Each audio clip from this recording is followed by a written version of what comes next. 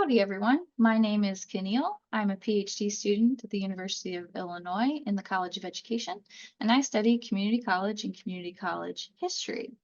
I'm joined today with my esteemed colleague, who is an affiliate of the OCCRL, Dr. Marci Rockey. And today we're going to be talking to you about revisiting comprehensive local needs assessment.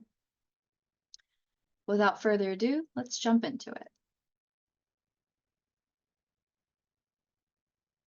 So a quick reminder of what the OCCRL is and what it is we do.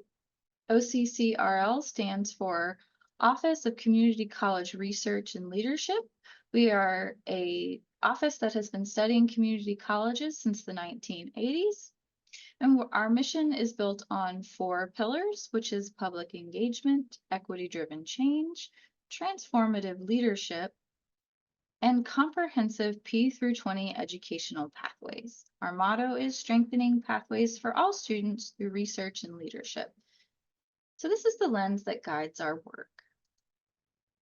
An overview of what we're going to be talking about today is revisiting CLNA in a 2023 and in the context of our state and our local labor market.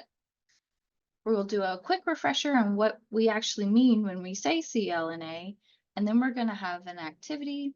And finally, we'll close with some thought-provoking questions. We get our call to complete CLNA through the Illinois Strategic Plan for Higher Education. For accessibility reasons, I'm going to read this statement word for word. To sustain a thriving state, we must create a more equitable reality. For too long, African American, Latinx, low-income students, rural students, and working adults have been left behind. Together, we must change that. Illinois has a diverse human capital base to drive economic growth and a higher education system to ensure that diverse workforce has the tools necessary to lead our growing economy. Educational equity and economic growth are inseparable.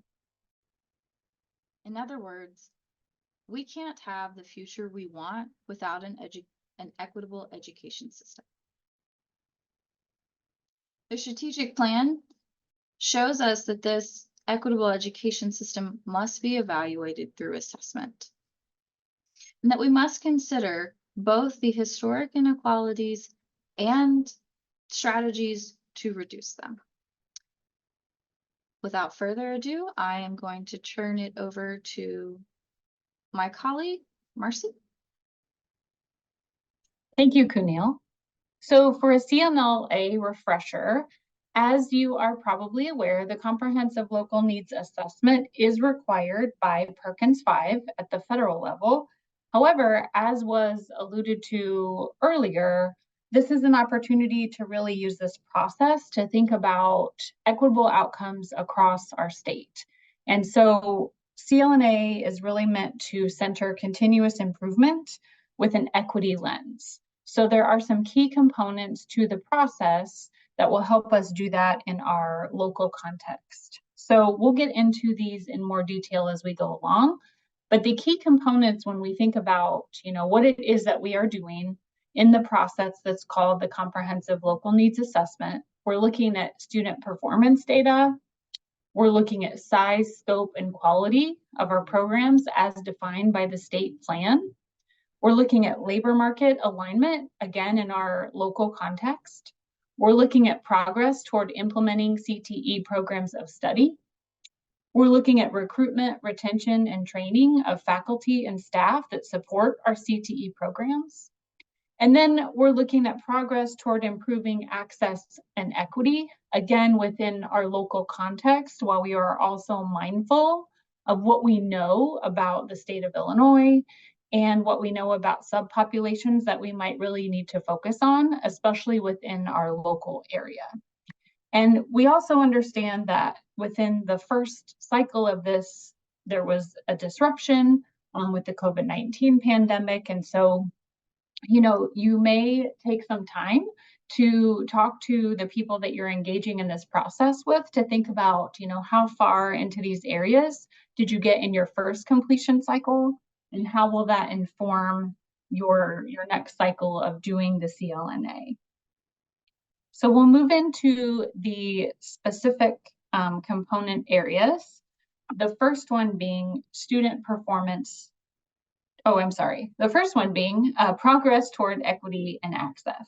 So when we think about this, we're going to look at your overall CTE programs with an equity lens to assess whether and how equity is systemically and systematically embedded in every aspect of your CTE program structures, resources, materials, curricula, pedagogy, and practices. So that's a lot, but again, if we think about this in terms of, some of the resources that we have at OCCRL, and even some of the expert practitioners that have helped facilitate some of the resources, talk about, we could use program review, for example, to look at a specific CTE program. Well, what we're doing with the CLNA is looking at the whole umbrella of CTE. So program review really can inform the way we do this, but the CLNA is really, really meant to look at this overall comprehensive CTE programs. Again, how are we looking at trends to really think about where the equity gaps are and how we are systemically and systematically embedding equity in all aspects of CTE program delivery, instruction, all of those things. So again, this is that real comprehensive sort of high level looking at this overall. So then when we get into section 2, we're looking at student performance data, right? So we are looking at evaluating student performance, looking at federal, state, and local measures that we report on and that we collect to identify any equity gaps based on this data. Again, OCCRL has a number of resources that can really help us understand what is an equity gap. And also we can look to our state data sets and our state plan for higher education to again focus on those specific subpopulations that we know as a state have been underserved. So again, as a reminder, we talked about this earlier, but that includes African American, Latinx, low income, rural, and working adult students, and all the intersections within those groups. So that's where we might start to think about, trends that we're seeing, and how we can maybe start to ask questions more intentionally, especially based on who we know we are serving through our CTE programs, and also who we're not necessarily seeing come into our programs when we look at our district. So then moving into section 3, looking at recruitment, retention, and training of CTE educators. So of course, in order to have high quality CTE programs to be able to address equity gaps, we really need to look at what that means in terms of who the educators are, right? So how do we evaluate what our needs are when we think about recruiting, retaining, and then providing professional development that is, equity centered and culturally responsive when we think about our CTE educators. So as you know, this is required every 2 years. So again, it gives us an opportunity to look at this big picture and think about, what educators are we going to need based on what we're learning, and how will we then support those educators as we want to move forward with advancing equity in particular across our CTE programs. The next section is going to be stakeholder participation and voice. And essentially, this is really listing the stakeholders that participated. And again, one of the center points of this process is really engaging with people that are part of our students' experiences, whether that be in, our pre-K-12 partners, right? How are we thinking about this in terms of exposure to middle and high school and opportunities that exist there? How do we think about this in terms of students that might come into CTE programs from adult education? How are we working with, or even looking at how we work with nonprofit organizations that again may feed into some of our CTE programs, or we may have crossover in terms of the services that we know our students need, but also, working with community partners to make that happen so that we know the students can be successful. Employers are a huge piece of this, right? So, again, every program has an advisory board. How are we thinking about this in terms of engaging the employers that are hiring our students when they finish our programs? So really thinking about that. And then labor market alignment.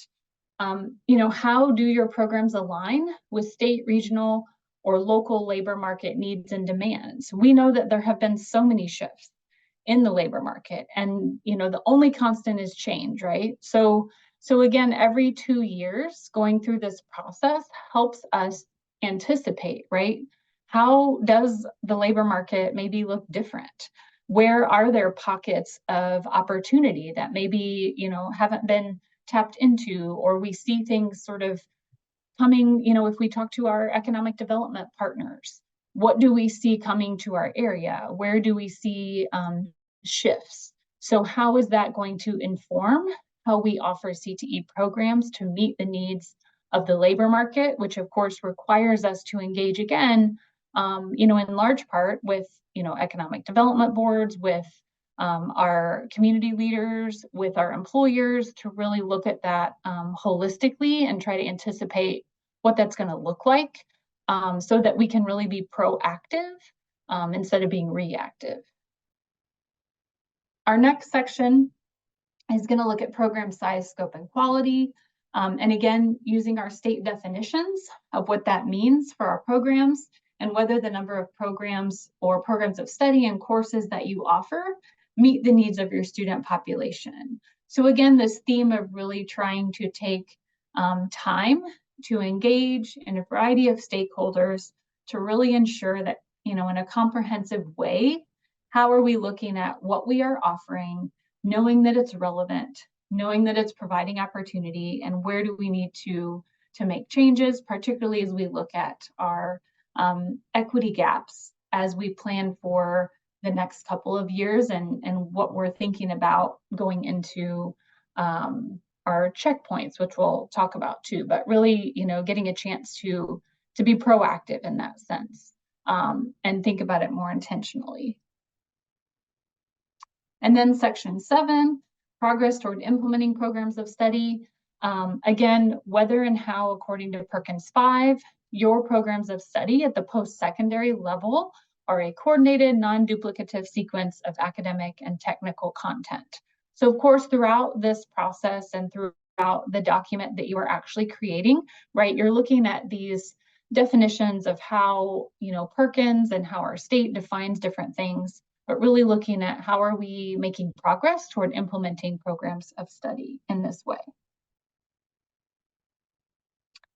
And then finally, your plan of action. So, one of the things when we think about continuous improvement, of course, is that if we go through this process and we collect a lot of information, we get a lot of feedback, but we write it down and we turn it in, and then we put it on a shelf or we file it away in our computer, only to get it out 2 years later when we have to do it again, that's not helpful, right? So we have written in these progress check-ins, and we want to encourage you at the local level, right, that these stakeholders that you're engaging, this data that you're looking at, that this is a living document, right? This is something that we want you to do these check-ins every 6 months, after a year, 1.5 years. So first of all, we know this is best practices, right? If we're actually going to make changes based on what we are learning, what we are hearing, and what we anticipate happening in our local districts as it relates to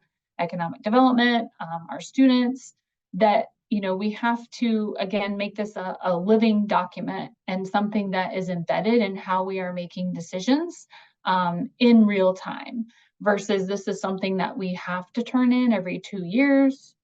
But that load is also lighter if we are doing these check-ins, right? Because we are continuously thinking about what progress have we made, what do we know that's changing, and then that's going to inform the next time that we do this. And we're also creating those consistent relationships and getting consistent feedback from people that partner with us. And again, helps us to be proactive, especially when we think about where do we see those equity gaps that we know exist in our state? Where do we see those at the local level? And how are we then instituting change and making progress to close those gaps? So making sure that we have those check-ins. And so as you approach the CLNA and as you go through that process, we also want to highlight an additional tool that can be used in terms of self-evaluation. And so again, CLNA is really, you looking at your comprehensive CTE programs of study at a particular time at the local level. And so we found this tool as well that's really helpful in thinking about how do you ensure that you have quality CTE programs of study. So this self-evaluation instrument is really going to just, again, be another tool that you can use to help you think about these questions and also help you engage your faculty, engage your student support staff, engage your partners in discussions about where do we see where we're at, right? So when we look at what would make a quality CTE program of study, we can, as a group, right, individually and also as a group, look at what our evidence says and then kind of see, okay, have we minimally achieved this, moderately achieved this, or substantially achieved this? So we can identify both points of pride, where we see innovation, where we see a lot of great things happening, and then we can also identify challenges and say, okay, here's a place where we might think about making some changes, or that we know we really need to center moving forward. And then that's very likely, right? That's going to connect with these other things you're looking at in the CLNA and help you think about what are our action items moving forward and what do we need to do. So again, another tool for self-evaluation that can be interactive and that you can use this, in your meetings with your stakeholder groups to do the work and make it meaningful and give people a chance to actually have some kind of like concrete way of saying, oh, this is what this should look like. Where do I think it is? And why do I think that? What is my evidence? And then how do we as a group take that and move forward and set goals? So at this time, we do want you to do that activity. Again, it offers a lot of opportunity to do self-evaluation. So, again, we suggest really taking the time to get familiar with the activity, and then it's a way that you can engage in conversation and engage in, doing work that's going to help people talk through things and make progress in learning as it relates to looking at your CTE program. So we encourage you to pause the video here, take some time to get familiar with the activity, and maybe do some of this, if you're listening to this individually, kind of getting a sense of how you might think about using it as you're engaging your stakeholders. So then moving forward, again, the CLNA is a real opportunity for you to think about this at your local level. So what are the issues and challenges that are showing up at the local level? When you look at, those overarching sections, what are the things that you really need to either learn more about, or the things that okay, we're going to need to really address some of these things in this particular area at our local level? What could you do during the CLNA process to engage partners in committing to action toward overcoming these challenges? So again, leveraging this opportunity to really engage with the people that are in your local level, your district, to think about how you work through these challenges. So it's not, you as a community college doing this on your own, right? How are you working with your high school partners? How are you working with your middle school partners, right? Because we know that exposure to career opportunities is critically important. And, employers, again, economic development, how are you looking at the things that are going to help your district move forward and using this opportunity to do that? And then what changes need to occur in your local context, again, specific to these subpopulations. So we already know as a state that we have specific populations that are underserved. That would include Black, Latinx, low income, rural, and working adult populations. And again, the intersections between those different subpopulations. So what does that look like in your local context? What is it that you can do to address these particular equity gaps in your own district? And how do you work with your partners to do that? And then as you use the ACTE tool, where does equity fit into the other sections of the CLNA? So again, the ACTE tool is just another thing that you can use, right, to help you get to a high quality CTE program. And even in those areas that may not specifically center equity, where do you see equity fit into them?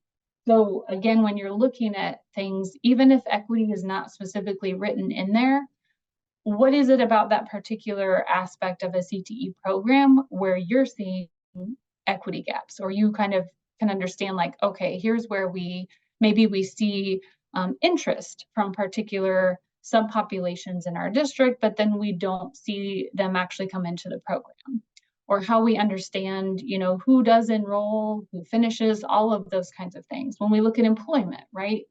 What are the trends that we're seeing? So even if equity is not specifically written into it, there is a way that you can think about this when you know where the gaps are, who you're not seeing come into programs, populations that you know are underserved, or you see income inequality gaps in your local district. How do you think about that when you move through, looking at your overall program with these tools? And I will turn it over to Kuneyl to wrap us up here. Thank you. So really quickly, I just want to give you a couple of food for thought as you're wrapping up watching this webinar. I wanted to ask you a couple of questions. You see them here on your screen right now.